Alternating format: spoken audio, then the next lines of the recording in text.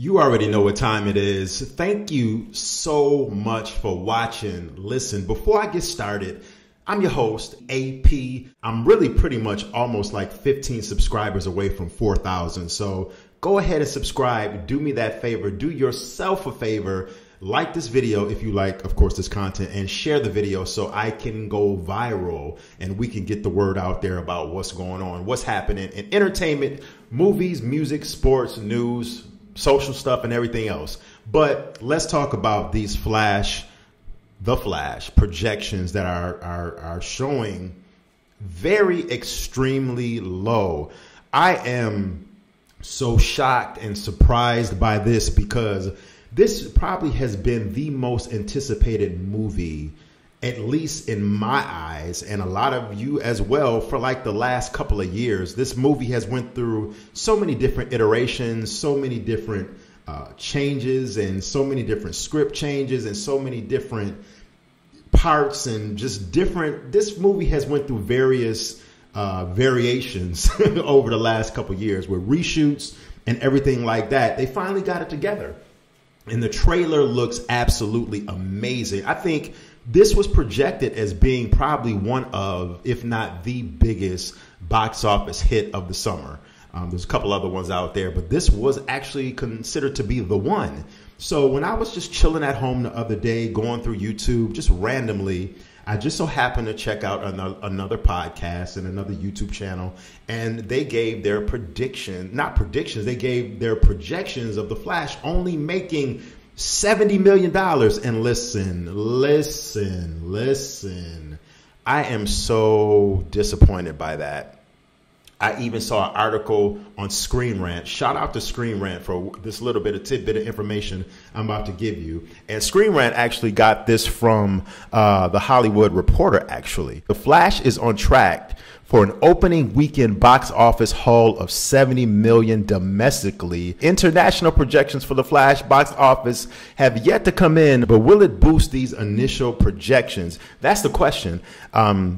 Still, the DC movie will have to far exceed these projections, not only in the opening weekend, but in the following weeks in order to turn a profit for The Flash. Flash's movie budget of between $200 and $220 million. Listen, let's just cut to the chase. If this holds true, this movie will be considered a massive failure for DC, not necessarily for the new regime of James Gunn and Peter Safran, who just took over a couple of months ago, because this movie was actually left over from the old regime at DC, Warner Brothers. So this won't necessarily whatsoever tarnish what James Gunn is doing, and the reboot and the rephrasing and the reshaping that he's doing with DC. But DC was banking on this movie. This was projected by a lot of people to make $1 billion, if not close to $1 billion, over $1 billion.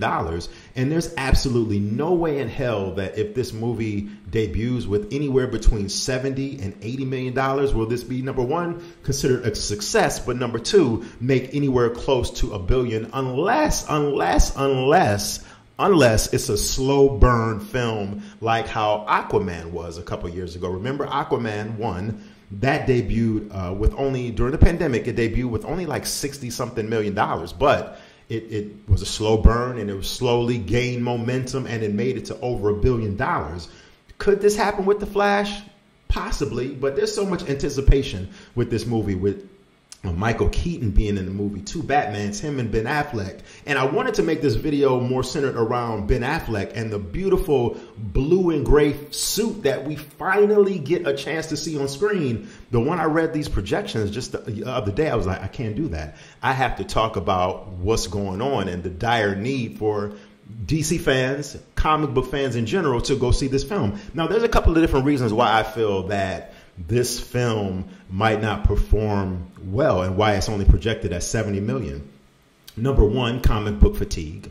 There's just so many films between Marvel and DC that have came out over the last year that people are just tired of the same CGI format and formulas, the same format and form. People are just absolutely tired of the comic book genre right now, to where comic book movie fatigue has set in. Do I believe that's the case?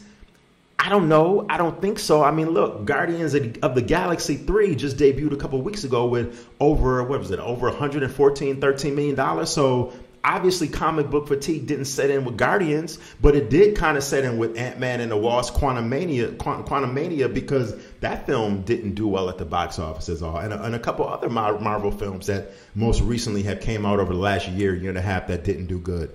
So comic book fatigue could be one. Number two, all the negative press that have been surrounding this film from day one, 4 years ago, 3-4 years ago, with Ezra Miller and his situation that's been going on, all the incidents. You can go online and Google him, Ezra, and you can see all the law things that have, all the troubles that he's been getting into. So that could be one thing, the negative press surrounding Ezra Miller, the fact that Ezra he can't even do press for this film.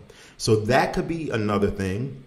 A third thing could be that DC fans and people in general have heard so many times that this film is a dead-end street, meaning this film, there's no continuation to this film because James Gunn is rebooting the whole DC after this film. So people and moviegoers that really follow these films, comic book films in DC, could already have in their minds, why in the hell should I go see this film? Because this is a dead-end film. They're not going to build upon any building blocks in this film for me to get really, truly invested in it, because James Gunn is just rebooting the whole DC and wiping the slate clean after this film and Aquaman, which is coming out later on in the year anyway. So why should I get invested and go see this film? But to another point, if this film would and does gross $1 billion or over $1 billion, trust me, Ezra Miller will be back as the Flash. The director of the film, Andy Muschietti, already kind of interluded to that. And there's just going to be different spinoffs of this film if it were to gross so much money, because this would only be the second DC film that has grossed over $1 billion, like I said earlier, since Aquaman a couple of years ago. So those are like three contributing factors to why this film is only tracking at $70 million. Me personally, I think it's just a little bit of all of those factors, so I don't know. Let me know what you think in the comment section. I really want to know, because right now the Flash is looking like it's another Black Adam. I mean, when I heard that the Flash was only going to projected to gross 70 million its opening weekend, those are Black Adam numbers. If you do remember last year, Black Adam only, debuted with $67 million at the box office, and that was starring The Rock, Dwayne Johnson.